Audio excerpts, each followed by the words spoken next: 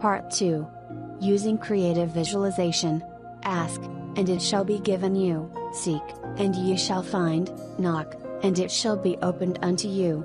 For everyone that asketh, receiveth, and he that seeketh, findeth, and to him that knocketh it shall be opened.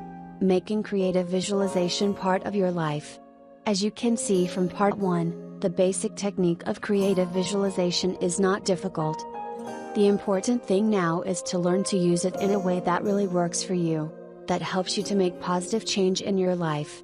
In order to use creative visualization most effectively, it's helpful to understand certain concepts and learn some further techniques. The most important thing to remember is to use creative visualization often, to make it a regular part of your life. Most people seem to find that it works best to practice it at least a little every day, especially when they are first learning. I suggest that you have a regular creative visualization meditation period for 15 minutes or so each morning when you wake up, and each evening before sleeping. These are the times when it is most effective, as well as the middle of the day if you can manage that. Always start your meditation periods with deep relaxation, then follow with any visualizations or affirmations you wish. There are many different ways that creative visualization can be used, and it's up to you to remember to try them at appropriate times. Conscious creative visualization may mean a new way of thinking and a new way of living. As such, it will take some practice. Try it out in different situations and under different circumstances, and use it as often as you can for any type of problem solving. If you find yourself worried or puzzled about anything, or feeling discouraged or frustrated about a problem, ask yourself if there is a way you could use creative visualization to help you. Form a creative habit of using it at every appropriate moment. Don't feel discouraged if you don't immediately feel totally successful with your creative visualization. Remember that most of us have years of negative thought patterns to overcome. It takes time to change some of these lifelong habits. And many of us have some underlying feelings and attitudes that can slow us down in our efforts to live more consciously.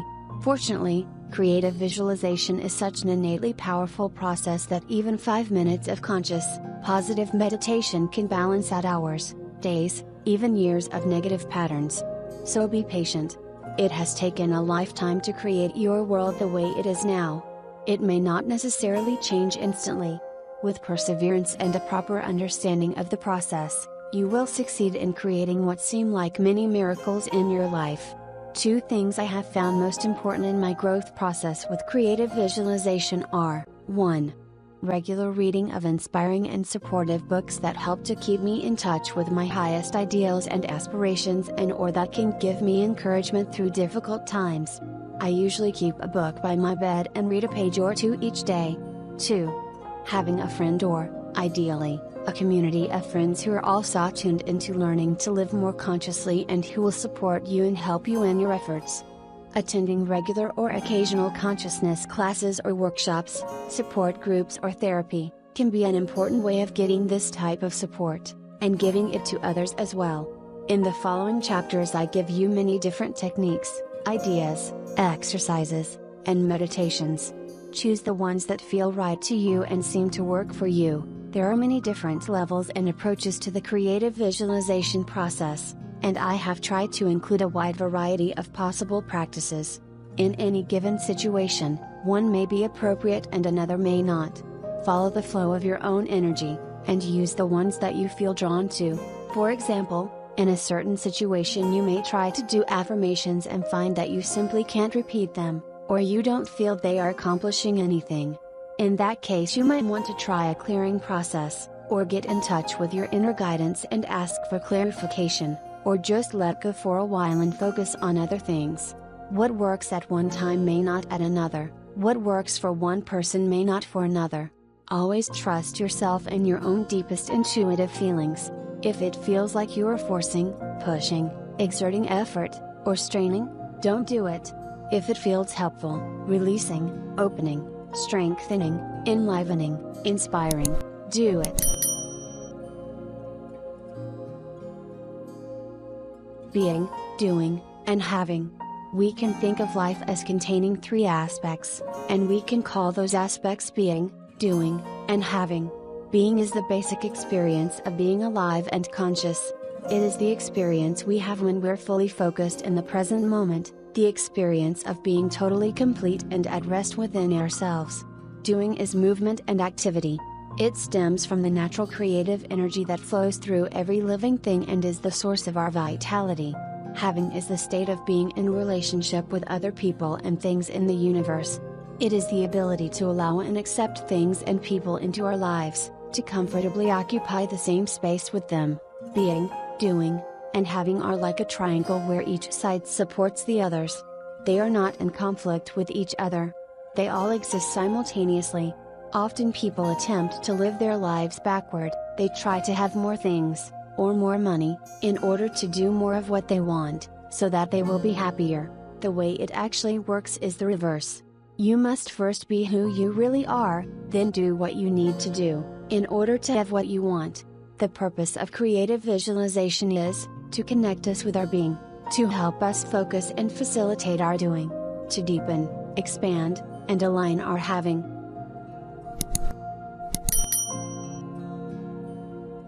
Three necessary elements. There are 3 elements within you that determine how successfully creative visualization will work for you in any given situation. 1. Desire. You must have a true desire to have or create that which you have chosen to visualize.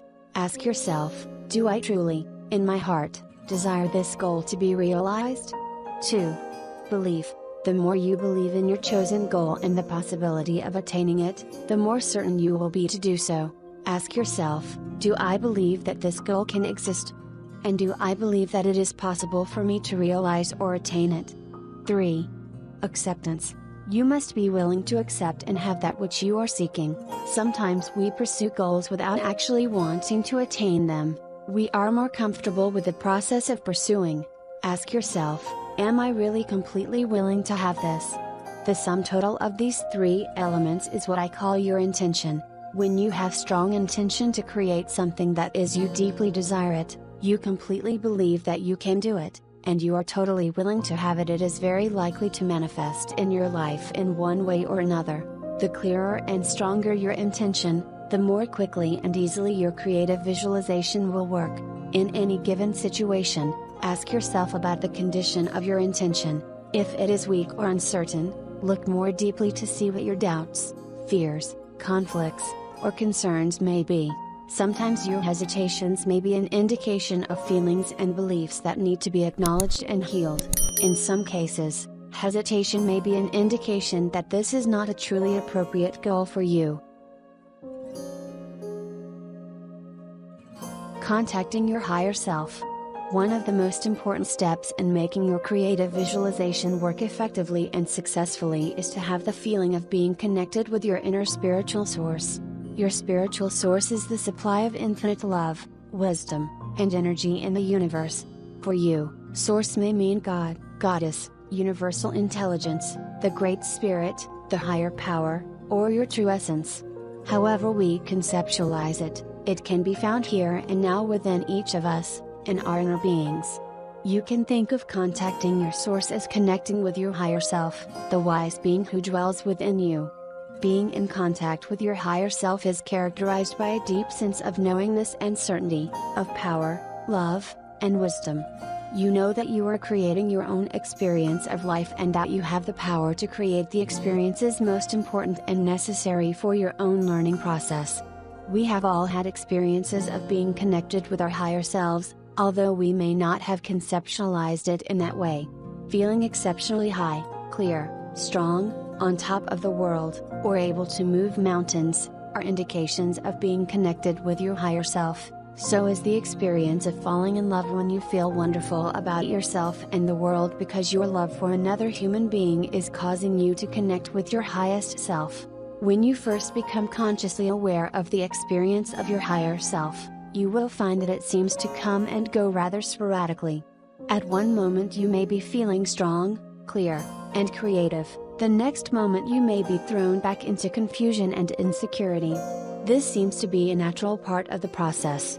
Once you are aware of your higher self, you can call on it whenever you need it, and gradually you will find that it is with you more and more of the time. The connection between your personality and your higher self is a two-way channel, and it's important to develop the flow in both directions. Receptive: when you quiet your personality during meditation, and come into a being space, you open the channel for higher wisdom and guidance to come to you through your intuitive mind. You can ask questions and wait for answers to come to you through words, mental images, or feeling impressions. Active: when you are experiencing yourself as the co-creator of your life, you make choices about what you desire to create, and channel the infinite energy, power, and wisdom of your higher self into manifesting your choices through active visualization and affirmation. When the channel is flowing freely in both directions, you are being guided by your higher wisdom, and based on that guidance, you are making choices and creating your world in the highest, most beautiful way. Almost any form of meditation will eventually take you to an experience of your spiritual source, or your higher self. If you are not sure of what this experience feels like, don't worry about it. Just continue to practice your relaxation, visualization, and affirmations. Eventually you will start experiencing certain moments during your meditations when there is a sort of click in your consciousness and you feel like things are really working. You may even experience a lot of energy flowing through you or a warm radiant glow in your body. These are signs that you are beginning to channel the energy of your higher self. Here's an exercise in creative visualization that will help you tune into the feeling. You might wish to do this exercise regularly at the beginning of your meditation periods. Sit or lie in a comfortable position. Relax completely. Let all tension drain out of your body and mind. Breathe deeply and slowly. Relax more and more deeply. Visualize a light within your heart glowing radiant and warm. Feel it spreading and growing, shining out from you farther and farther until you are like a golden sun, radiating loving energy on everything and everyone around you. Say to yourself silently and with conviction, "Divine light and divine love are flowing through me and radiating from me to everything around me." Repeat this over and over to yourself until you have a strong sense of your own spiritual energy. If you wish, use any other affirmations of your own power, light, or creative ability, such as, "God is working through me now. I am filled with creative energy. The light within me is creating miracles in my life here and now." Or use whatever phrase has meaning and power for you. Going with the flow. The only effective way to use creative visualization is in the spirit of the way of the Tao, going with the flow. That means that you don't have to exert effort to get where you want to go, you simply keep clearly in mind where you would like to go, and then patiently and harmoniously follow the flow of the river of life until it takes you there. The river of life sometimes takes a winding course toward your goal. It may even seem temporarily to be going in a different direction entirely, yet in the long run it is a more effortless and harmonious way to get there than through struggling and striving. Going with the flow means holding on to your goals lightly, even though they may seem very important, and being willing to change them if something more appropriate and satisfying comes along. It is that balance between keeping your destination clearly in mind and yet enjoying all the beautiful scenes you encounter along the way, and even being willing to change your destination if life starts taking you in a different direction. In short, it means being firm, yet flexible. If you have a lot of heavy emotions riding on whether you attain your goal, that is, if you will be very upset if you don't get what you want, you will tend to work against yourself. In your fear of not getting what you want, you may actually be energizing the idea of not getting it as much or more as you are energizing the goal itself. If you do find yourself very emotionally attached to a goal, it may be most effective and appropriate to work first on your feelings about the matter. You may have to take a good look at what you fear about not achieving the goal, and do affirmations to help you feel more confident and secure, or to help you face your fears. For example, the universe is unfolding perfectly. I don't have to hang on. I can relax and let go. I can go with the flow. I always have everything I need. I have all the love I need within my own heart. I am a lovable and loving person. I am whole in myself. Divine love is guiding me and I am always taken care of. The universe always provides. You may find some of the clearing processes I give later helpful. And I refer you to my recommended reading list for books that may offer help and insight. Of course, it's perfectly okay to creatively visualize something to which you have a lot of emotional attachment, and it will often work quite well. But if it doesn't, realize that you may be attempting to visualize something out of fear of what may happen if you don't get it.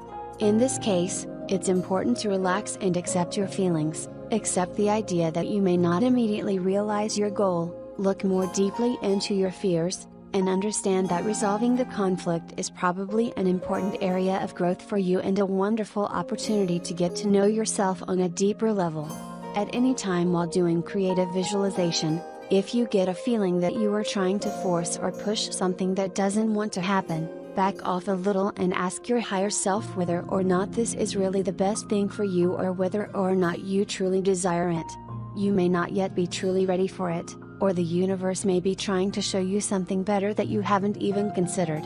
A man recently told me this story. A few years ago he was trying to make it as a stand-up comedian. He bought this book, and tried to visualize himself as a successful comedian.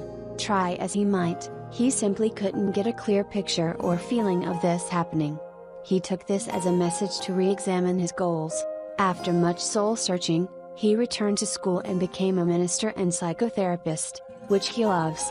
Now he is also a talk show host on a popular national television show which focuses on metaphysical and paranormal phenomena. This unusual combination of careers suits him perfectly. In this case, not being able to visualize what he thought he wanted helped him find a whole new direction in his life.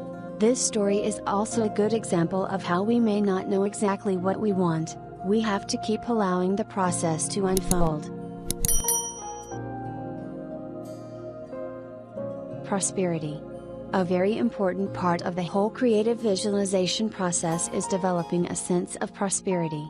This means having the understanding, or consciously taking the point of view that the universe is abundant, that life is actually trying to bring us what our hearts and souls truly desire, spiritually, mentally, emotionally, as well as physically. Almost everything you truly need or want is here for the asking. You only need to believe that it is so, truly desire it, and be willing to accept it. One of the most common causes of failure when seeking what you want is scarcity programming. This is an attitude or set of beliefs about life that goes something like this: there isn't enough to go around. Life is suffering. It is immoral or selfish to have enough when others don't. Life is hard, difficult, a vale of tears. You must work hard and sacrifice for everything you gain. It's more noble and spiritual to be poor. These are all false beliefs. They are based on a lack of understanding of how the universe works, or a misunderstanding of some important spiritual principles. These beliefs are not of service to you or anyone else. They simply limit all of us from realizing our natural state of prosperity and plenty on all levels. At the present time there is a reality in this world of starvation and poverty for many people, but we do not need to keep creating and perpetuating that reality. The fact is that there is more than enough to go around for every being on earth, if we are willing to open our minds to that possibility, and change our ways of using and distributing the world's resources. The universe is a place of great abundance and we are all meant to be naturally prosperous, both in material and spiritual wealth, in a way that is balanced and harmonious with one another and with the earth that nourishes us. In modern times, humankind has lost touch with its natural state of prosperity. Together, we are creating a world vastly out of balance, in which a relative few have far more than they need and are using up our natural resources at an alarming rate, while the majority suffer from serious lack. We are all responsible for creating this reality, and we can change it by changing both our way of thinking and our way of living. We need to reclaim our ability to appreciate and enjoy the simple pleasures in life. Many of us in the industrialized world need to cultivate a simpler, more natural lifestyle. We need to realize that after our basic needs are met, the experience of abundance has more to do with expressing our creative gifts in satisfying ways, and learning to give and receive in a balanced way, than it does with extravagant consumerism. The truth about this earth is that it is an infinitely good, beautiful, nourishing place to be. The only evil comes from a lack of understanding of this truth. Evil, ignorance, is like a shadow. It has no real substance of its own. It is simply a lack of light. You cannot cause a shadow to disappear by trying to fight it, by stamping on it, by railing against it, or by any other form of emotional or physical resistance. In order to cause a shadow to disappear, you must shine light on it. Take a look at your belief system and see if you are holding yourself back by not believing sufficiently in the possibility of prosperity. Can you actually realistically imagine yourself as a successful, satisfied, fulfilled person? Can you really open your eyes to the goodness and beauty and abundance that are all around you? Can you imagine this world transformed into a prosperous and supportive environment in which everyone can flourish? Unless you can create a context that the world is a good place to be and can potentially work for everyone, will you experience difficulty in creating what you want in your personal life? This is because human nature is basically loving, and so most of us will not allow ourselves to have what we want as long as we believe that we might be depriving others in order to do so. We have to understand in a deep way that having what we truly want in life contributes to the general state of human happiness and supports others in creating more happiness for themselves. To create prosperity, we need to visualize ourselves living as we desire to live, doing what we love, feeling satisfied with what we attain, in a context of other people doing the same. In a spirit of fun, try this exercise to stimulate your imagination and expand your ability to visualize true prosperity. Abundance meditation.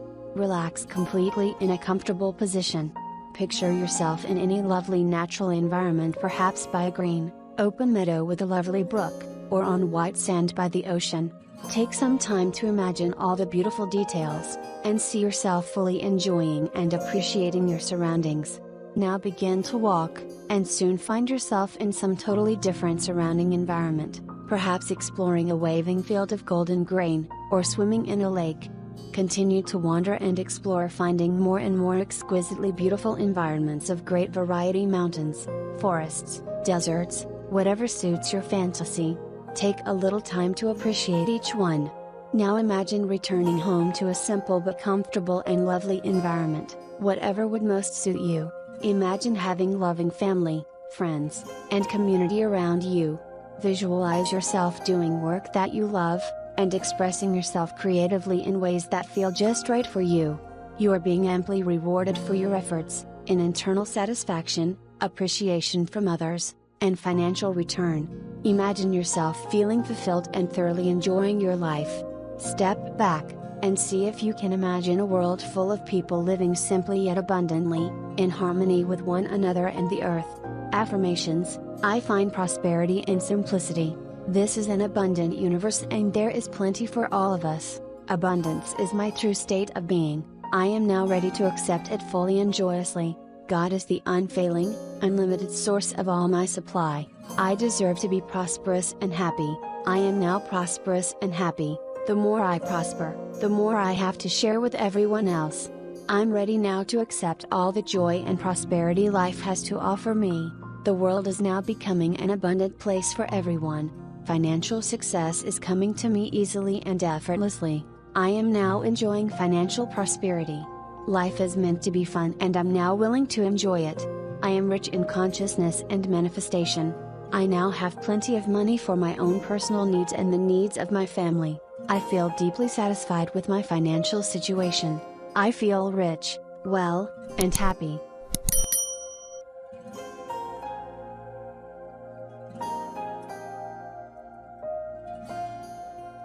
Accepting your good.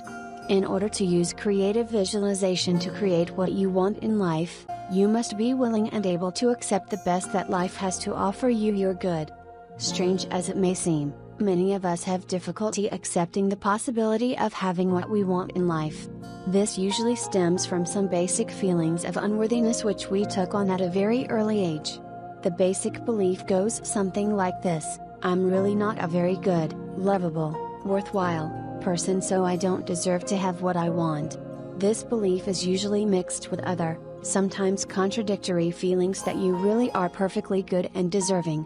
But if you find that you have any difficulty imagining yourself in the most wonderful possible circumstances, or that you have thoughts like, I could never have that or that couldn't possibly happen to me, it might be a good idea to take a look at your self-image.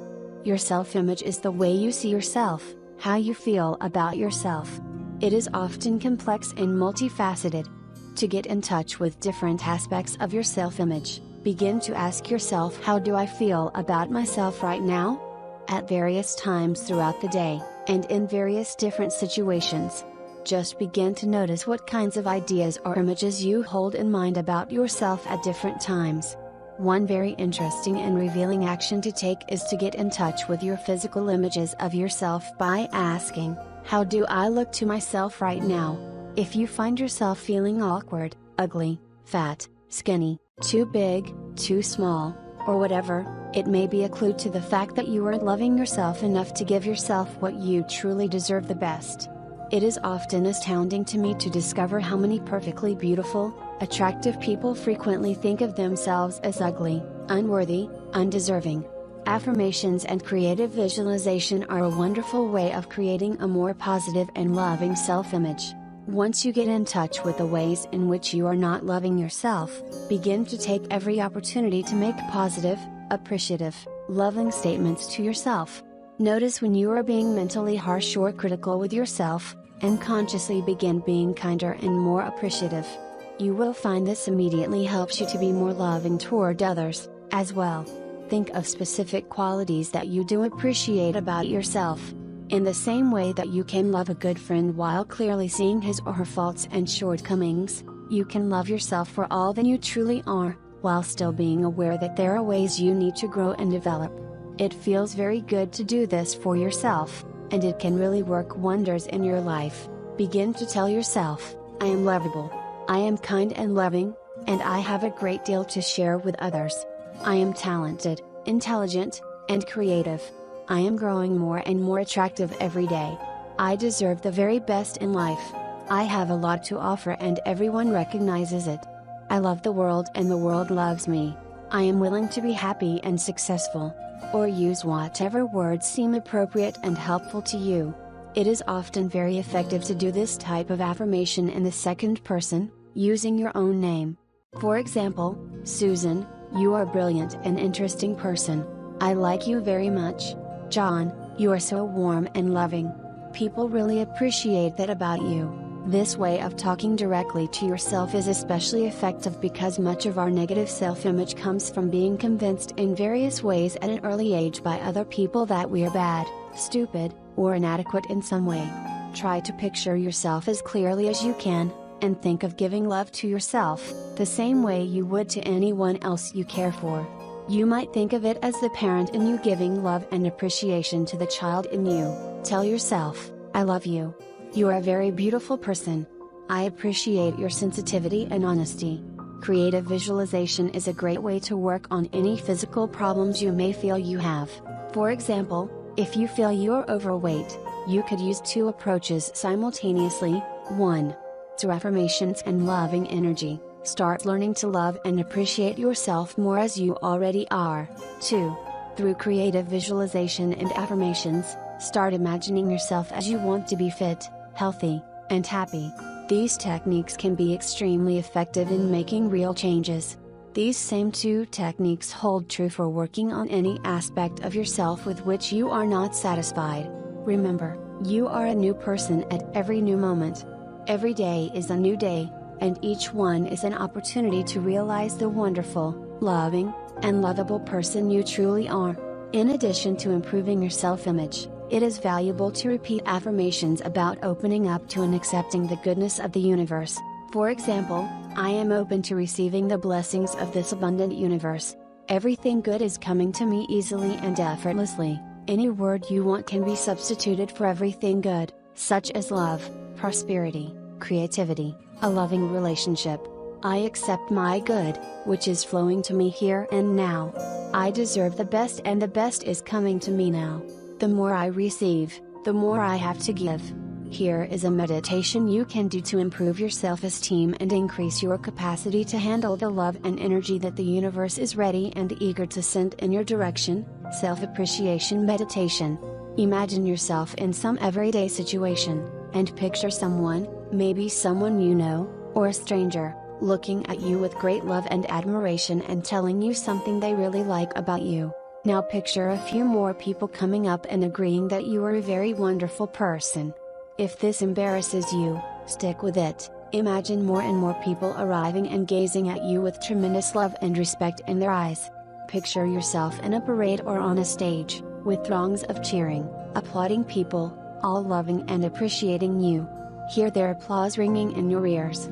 Stand up and take a bow, and thank them for their support and appreciation. Here are some affirmations for self-appreciation. I love and accept myself completely as I am. I don't have to try to please anyone else. I like myself and that's what counts. I am highly pleasing to myself in the presence of other people. I express myself freely, fully, and easily. I am a powerful, loving, and creative being. Outflowing. Another key principle is that of giving, or outflowing. The universe is made of pure energy, the nature of which is to move and flow. The nature of life is constant change, constant flux. When we understand this, we tune into its rhythm and we are able to give and receive freely, knowing that we never really lose anything, but constantly gain.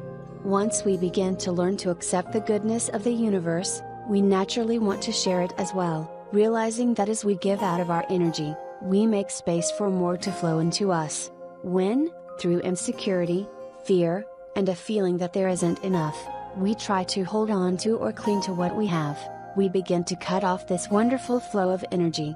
In the process of hanging on to what we have, we fail to keep the energy moving and we don't make space for new energy to come to us. Energy takes many forms, such as love, affection, appreciation and recognition, material possessions, money, and friendship. The principles apply equally to all these forms.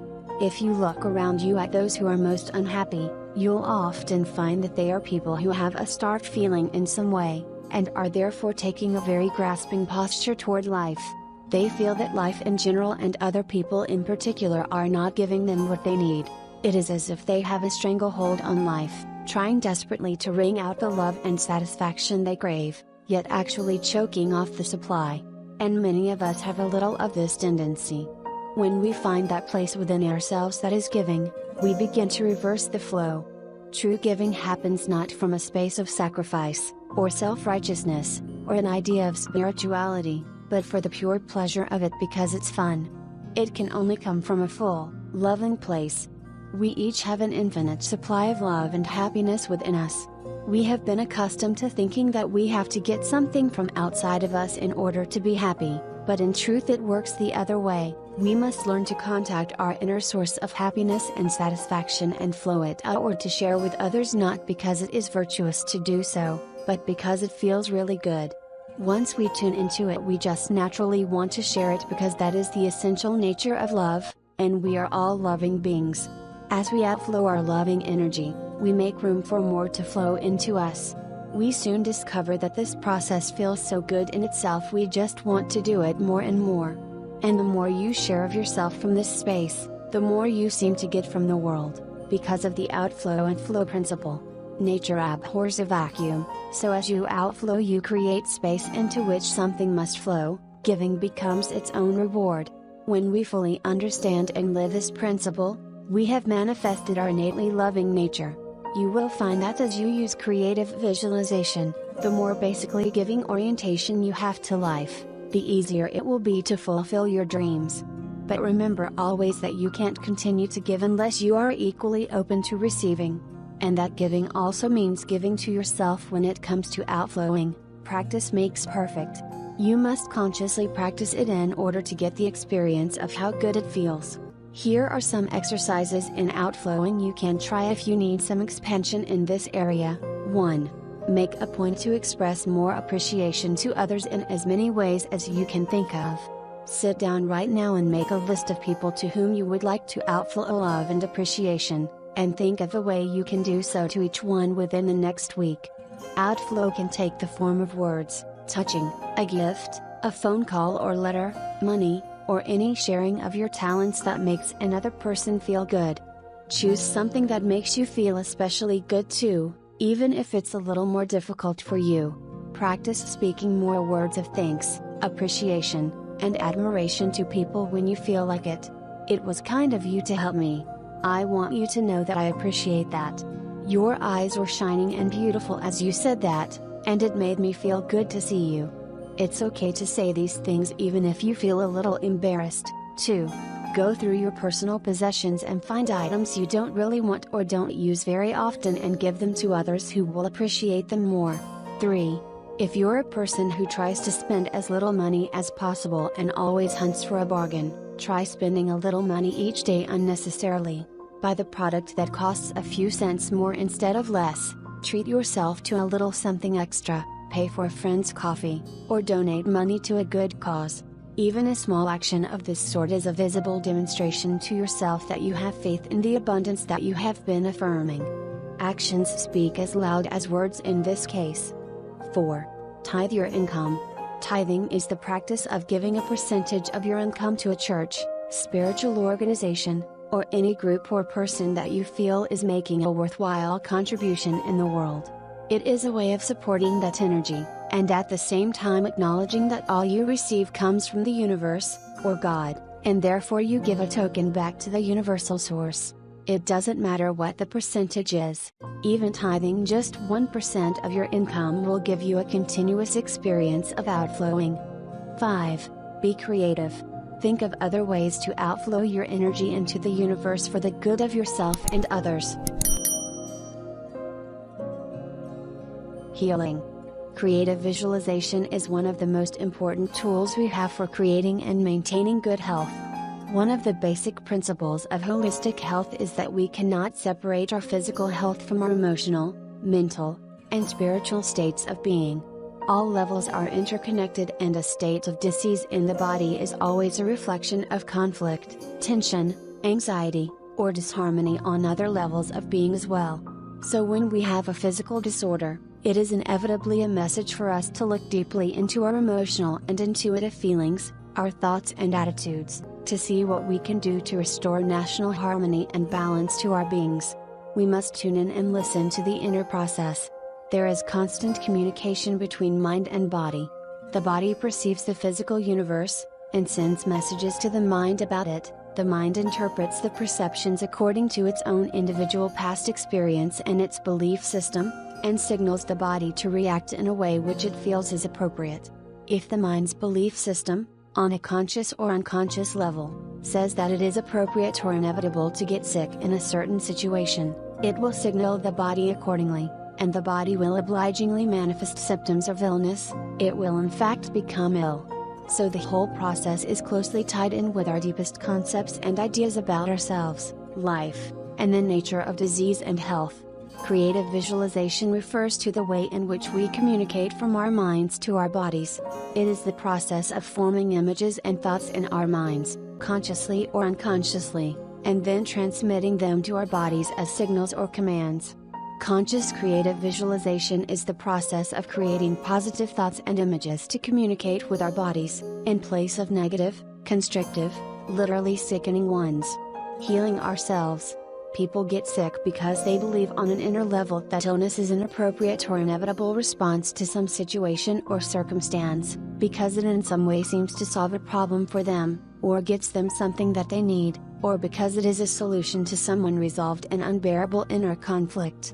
Some examples of this are, the person who becomes ill because he has been exposed to a communicable disease, and thus believes it is inevitable or highly likely. The person who dies of the same disease a parent or other member of her family had, because she has unconsciously programmed herself to follow the same pattern. The person who gets sick or has an accident in order to get out of work, either there's something he can't confront at work, or he won't allow himself the necessary relaxation and quiet time unless he is sick. The person who gets sick in order to get love and attention. This was how she was able to get her parents' love as a child. The person who represses his feelings all his life and eventually dies of cancer. He cannot resolve the conflict between the pressure of his stored up emotions and the belief that it's not okay for him to express those emotions. So he eventually kills himself as a solution. I do not mean to imply by these examples that I believe all illness is a simple problem with a pat explanation. As with all our problems, there are often many complex factors. I do intend to illustrate the fact that illness is a result of emotional, mental, and spiritual factors as well as physical ones, and that illness may be an attempt to find a solution to a problem we are having inside ourselves or in our lives. If we are willing to recognize and look deeply into our feelings and beliefs, we can often find healing on all levels. The natural outgrowth of this point of view is a more constructive attitude about illness. Rather than thinking of illness as an inevitable disaster or unavoidable misfortune, we think of it as a powerful and useful message. If we are suffering physically in some way, it is a message that there is something to be looked at within our consciousness, something to be recognized, acknowledged, and healed. Often the message of illness is to be quieter and spend some time just being in contact with our inner selves. Illness often forces us to relax, let go of all our busyness and efforting, and drop into a deep, quiet level of consciousness where we can receive the nourishing energy that we need. The fundamental healing always comes from within, even though we may also require external treatment. When we allow ourselves quietness and inner contact regularly, we may no longer need to get sick in order for our inner selves to get our attention. Illness and accidents are often messages that our concepts need changing or some inner problem needs to be resolved. Get as quiet as you can, listen for your inner voice, and ask what the message is, or what it is that you need to understand in this situation. You may be able to accomplish this alone, or in some cases you may need a counselor, therapist, friend, or healer to assist and support you. It's important to understand that you are not guilty or to blame for any illness or physical problem you may have. Your sickness is not an indication that you are an unconscious person. Instead, think of it as an important part of your evolutionary journey, a gift that can help you learn and grow. Creative visualization can be an effective tool for healing because it goes straight to one source of the problem: your own mental concepts and images. Begin to picture yourself and affirm to yourself that you are in good health. See your problem as completely healed and cured. There are many different approaches that can be taken on many different levels. You need to find the particular type of affirmations and images that work best for you. I've given some suggestions in part 3 of this book, and you can find others in the recommended resources section. Of course, preventative medicine is always the best. If you have no health problems, so much the better. Simply affirm and visualize that you will always remain healthy and vital. That way you may never have to worry about healing yourself. If you already have health problems, it will be comforting to know that many miraculous cures are being accomplished every day, even for very serious illnesses, such as cancer, arthritis, and heart disease, through the use of various forms of creative visualization. Over the years since creative visualization was first published, hundreds of people have told me stories of how the ideas and techniques in the book have helped them heal themselves of serious illnesses and injuries. For example, a woman who came to one of my workshops had been in a serious automobile accident, was in a coma for a period of time, and was told by her doctors that she would require years of recuperation before she could hope to function normally, if ever. Using creative visualization along with physical therapy, she fully recovered and returned to work within 3 months. A man wrote to me with this story. He had been diagnosed with an inoperable brain tumor. The shock of this diagnosis caused him to look deeply at his life and recognize where he was feeling stuck and frustrated. He used the techniques from this book, along with his regular medical care, to help him resolve some of his life issues. The tumor eventually disappeared and several years later had not returned. Many people have told me that after they were diagnosed with terminal cancer, they began using creative visualization techniques. Years later, they are alive and healthy. My own mother dissolved her gallstones without surgery, using visualization. When the doctor looked at the before X-rays, with gallstones, and the X-rays taken after she had been using visualization for a period of time, no gallstones, he simply couldn't believe it. Of course, these healings could have been due to many factors. However, the number of stories and my own experience leads me to believe that visualization can be an effective tool. In some cases, creative visualization may be a completely effective therapy in itself. In other cases, it is necessary to use other forms of treatment as well. As long as you have an inner confidence in some form of therapy, then by all means use it. It is likely to work if you desire and believe it will. Do not postpone appropriate medical treatment when it is called for. But whatever type of treatment is used, from conventional medicine or surgery, to more holistic therapies such as acupuncture, yoga, massage, diet, and so on, creative visualization is always a helpful supplement, one that you can use in conjunction with the treatment of your choice. Conscious use of creative visualization can speed and smooth the normal healing process amazingly. Keep in mind that not all ailments are meant to be healed in the sense of getting well or getting over them. Some may serve an important purpose in our lives, or in our soul's journey, and may stay with us for a long time, or for life. In this case, we may need to use visualization and affirmation to help us accept our limitations, and live the happiest or most rewarding lives possible. Remember also that every one of us at some time must make the transition from physical life into another realm. Most people at this time make this transition through the vehicle of an illness. If someone has made the decision on a deep, usually unconscious, level that it is time to leave this life, it may be inappropriate or ineffective for them to try to heal themselves or for their loved ones to try to heal them. If attempts to heal seem ineffective, there may come a time to focus on visualizing a peaceful, satisfying completion of life and embracing of death. Healing others. The same principles that work in healing ourselves also work in healing others. This is so because of the oneness nature of the universal mind. There is a part of our consciousness that is directly linked with that part and everyone else's consciousness. Since that part is also our link with divine omnipotence and omniscience, we all have incredible healing power that we can tap into at will. It is an amazing thing, but simply changing your own concepts about another person and consciously holding and projecting an image of health and well-being can instantly cure someone in many cases, and speed and smooth their healing in many other cases. It is not even necessary for them to know anything about what you are doing. In fact, in some cases it may be better if the person who is ill doesn't consciously know. I was brought up with a very scientific and rational background and education, and the ability to heal other people at a distance has been one of the hardest things for me to understand and accept. Yet I have seen it and experienced it too often to doubt it any longer. And there are interesting scientific studies that confirm the healing power of prayer and visualization. In my experience, I found that the best way to work on healing is to picture myself as a clear channel for healing energy, and envision the spiritual energy of the universe flowing through me to the person who needs it. I think of my higher self sending energy to the other person's higher self to support them in whatever they need to do to heal themselves, keeping in mind that it's okay if the person chooses not to get well.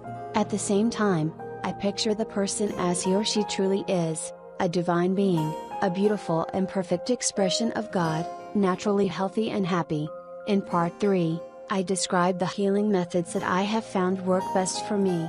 I encourage you to try them, and to discover your own.